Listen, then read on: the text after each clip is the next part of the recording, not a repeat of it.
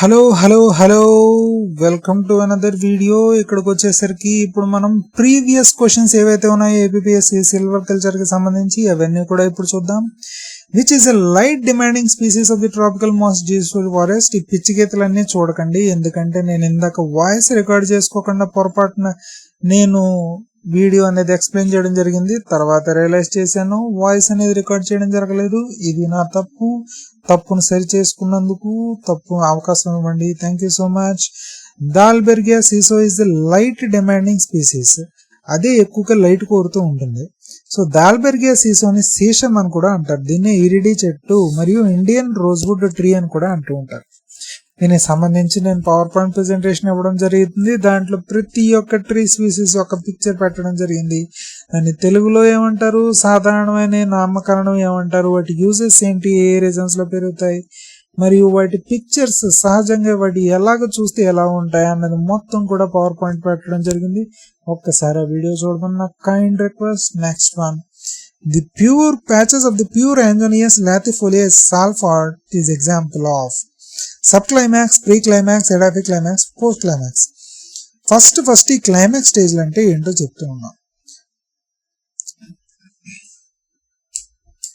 ఈ climax stage లో వచ్చేసరికి ఏంటంటే, క్లైమాక్స్ అంటే ఇంకా చెప్పుకోవడానికి అయిపోయింది, నీ బతుకు అయిపోయింది, ఇంకా నీకు చెక్కేస్తారన్నట్టుగా ఉంటుంది క్లైమాక్స్ అంటే. సో క్లైమాక్స్ స్టేజ్ కి వచ్చేయడం అంటే కనుక ఇంకంతా అయిపోయింది. సో ఒక మొక్క ఉంది. సునీల్ నోడు చెప్తూ ఉంటాడు, నువ్వు ఆ వృక్షాన్ని చూస్తే నీకేమనిపిస్తుందిరా, నువ్వు జాయిన్ అయినప్పుడు అది మొక్క, అది చెట్టు అయ్యి మహావృక్షం అయిపోయి పడిపోక ముందర నువ్వు అక్కడి నుంచి వెళ్ళిపోరా బాబు అంటాడు. కానీ ఆ చెట్టు నుంచి, ఆ మొక్క నుంచి చెట్టు నుంచి మహావృక్షం అవ్వేదాన్ని ఒక్కో స్టేజ్ ఒక్కొక్క క్లైమాక్స్ స్టేజ్ కింద పరిగణిస్తూ ఉంటారు. సో ఒకసారి మొక్క నాటి మధ్యలో ఏం చేస్తారు ఇది, సో ప్రీ క్లైమాక్స్ స్టేజ్ అని అంటారు. ఇంకా క్లైమాక్స్కి వెళ్ళలేదు, అది క్లైమాక్స్ స్టేజ్ లోనే ఉంది. ఒక లేగదోడు వచ్చింది, పసమని తినేస్తే ఏమవుతుంది, అది అదగడానికి మళ్ళీ టైం పడుతుంది. సో అదంతా తట్టుకుని టైం ఇంకొంచెం చెట్టు కింద అయ్యింది. ఓకే, చెట్టు కింద అయిన తర్వాత ఇప్పుడు ఏం చేస్తాడు, ఎవడో వస్తాడు, వచ్చి దానికి ఉన్న పండ్లు కోసేస్తాడు, లేకపోతే ఆకులు కోసేస్తాడు, లేకపోతే దాన్ని ఉన్న బ్రాంచెస్ ని కోసి పడేస్తాడు.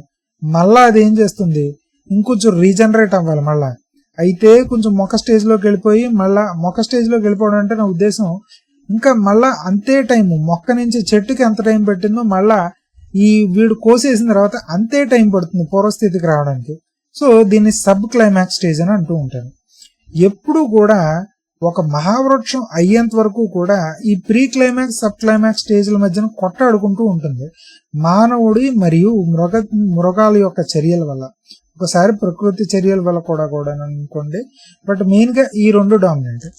ఒకవేళ ఇవన్నీ తట్టుకుని నిలబడి ఒక మహావృక్షం అయిందనుకోండి, ఇది ఏం చేస్తుందంటే అప్పటికే ఉన్న సాయిల్ న్యూట్రిషన్ మొత్తటిని అబ్జర్వ్ చేసేసుకుంటుంది.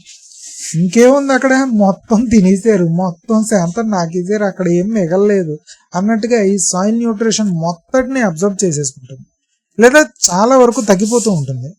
ఈ తగ్గిపోవడం వలన సాయిల్ యొక్క న్యూట్రిషన్ తగ్గిపోవడాన్ని ఎడాఫిక్ క్లైమాక్స్ అంటారు.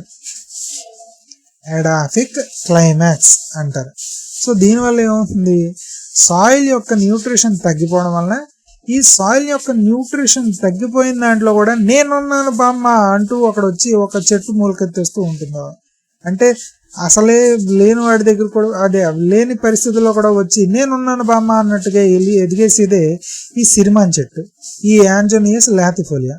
సాల్ ఫారెస్ట్ కి ఏమో బాగా న్యూట్రిషన్ ఉన్న సాయిల్ కావాలి. ఇది ఎడాఫిక్ క్లైమాక్స్ లో వచ్చేసరికి మొత్తం అక్కడ శాంతం నాకేసినా కూడా నేనున్నాను బామ్మ అంటూ వచ్చేసి అక్కడ ఎదిగేయడానికి ట్రై చేస్తూ ఉంటుంది. సో ఎప్పుడైతే ఈ సాల్ ఫారెస్ట్ లోని సిరిమాన్ చెట్టు ఎదగడం మొదలెట్టిందో అప్పుడు ఎడాఫిక్ క్లైమాక్స్ ని సూచిస్తోంది అని అర్థం. ఓకే, సో పోస్ట్ క్లైమాక్స్ వచ్చేసరికి ఇంకా చెట్టు మహావృక్షం అయిపోయిన తర్వాత దాని తర్వాత స్టేజ్ వచ్చేసరికి మాయిస్ట్ ఏరియా కింద డెవలప్ అయిపోతుంది అదంతా కూడా.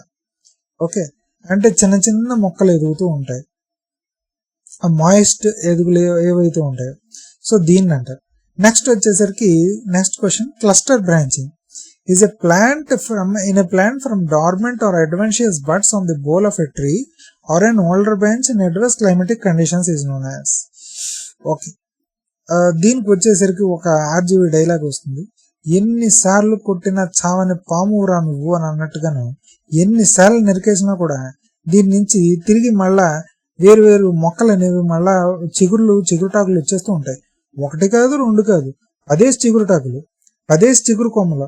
ఇవేంటి ఇప్పటిదాకా అసలు ఏమి అదిగినట్టు అసలు కనిపించలేదు, ఇక్కడ ఏం బ్రాంచెస్ ఇది వరకు ఉత్పత్తి అవ్వలేదని అంటే ఇప్పుడు మీరు వెంటనే ఆ చెట్టును నరికేశారు కాబట్టి అది మళ్ళా ఉత్పత్తి అయిపోవడానికి అప్పటిదాకా డార్మెంట్ గా నిర్జీవంగా ఉన్న కాస్త జీవం పోసుకుని ఒకేసారి 10 బ్రాంచెస్ అనేవి ఉత్పత్తి అవుతుంటాయి.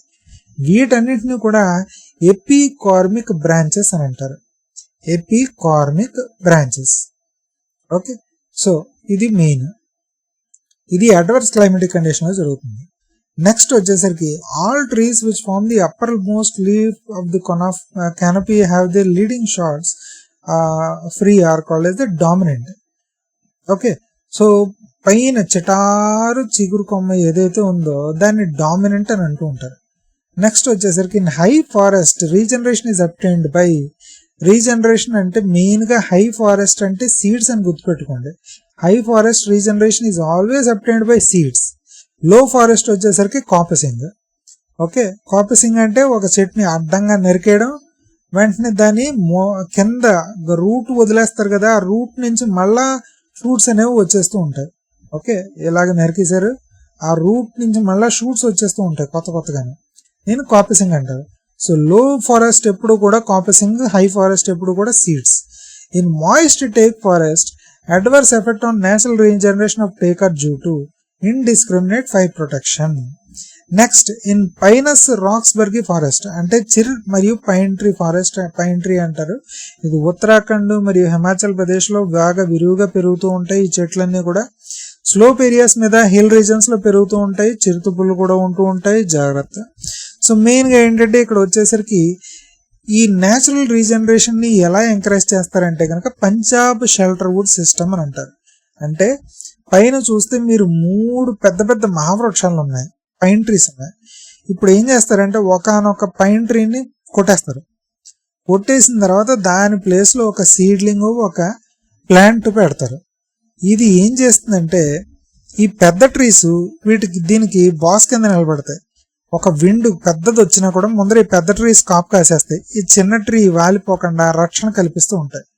అలాగే ఎండ కూడా డైరెక్ట్ హార్ష్ సన్లైట్ కాకుండా స్మూత్ సన్లైట్ వచ్చేలాగా ఇవి స్మూత్ సన్లైట్, పార్షియల్ సన్లైట్ అనేది పేస్తూ ఉంటాయి. ఎందుకంటే స్పేసింగ్ కూడా ఆ విధంగా ఇచ్చాం కాబట్టి. ఓకే, సో దీనివల్ల ఇది పెరుగుతూ ఉంటుంది. ఈ లోపల ఇంకో ట్రీ కొడతారు, అప్పుడు ఇది పెరగడం వలన ఇది మళ్ళీ షేడింగ్ అనేది ప్రొవైడ్ చేస్తూ ఉంటుంది కొత్త ట్రీకి. సో ఇది పంజాబ్ షెల్టర్ వుడ్ సిస్టమ్ కింద ఉపయోగపడుతూ ఉంటుంది. Next which silviculture system relies entirely on regeneration. Coppice system అంటే clear cutting, shelter wood, selective felling ఇవన్నీ కూడా ఆర్టిఫిషియల్ అండి. దీంట్లో అన్ని కూడా తెగ్గొట్టేయడం అంటే మెయిన్ వచ్చేసరికి అదంతా అది రీజనరేట్ అయ్యేలాగా మనం ఏమీ కూడా ప్రోత్సహించాం. దీంట్లో షెల్టర్ వుడ్ లోని ఏంటంటే మనమే నరికేస్తాం, మనమే అక్కడ సీడ్స్ ప్లాంట్ పెడతాం, దాన్ని బట్టి చేస్తాం. సెలెక్టివ్ ఫిల్లింగ్ అంటే మొత్తం ఈ చెట్లు పడేస్తాం అంతే, అక్కడ ఏమి రీజనరేట్ అవ్వదు. క్లియర్ కట్టింగ్ లో కూడా రీజనరేషన్ చేయం, కట్ చేసేస్తాం అంతే, అంటే మొత్తాన్ని తీసేస్తాం. బట్ కాపీ సిస్టమ్ లో కట్ చేసినా అది మళ్ళా కూడా న్యాచురల్ గా రీజనరేట్ అయ్యేలాగా చేసే అవకాశం ఉంది కాబట్టి coppice system is a natural regeneration. The forest crop is renewed by which of the following? Natural regeneration, afforestation and reforestation. ఈ 3.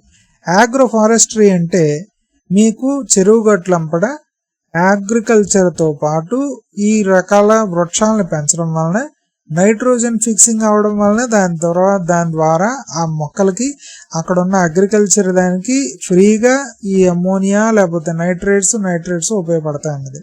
అది కాదు ఫారెస్ట్ క్రాప్ అంటే. ఫారెస్ట్ క్రాప్ అంటే న్యాచురల్ రీజనరేషన్, అఫారెస్టేషన్, రీఫారెస్టేషన్ ద్వారా అవుతుంది. So ABD is the right answer. So నా video కనుక నచ్చినట్లయితే please share my channel to your friends. Please subscribe to my channel. Me friends కూడా సబ్స్క్రైబ్ అవ్వమని చెప్పండి. నా వీడియోని లైక్ చేయండి అండ్ కామెంట్ చేయండి. Thank you so much.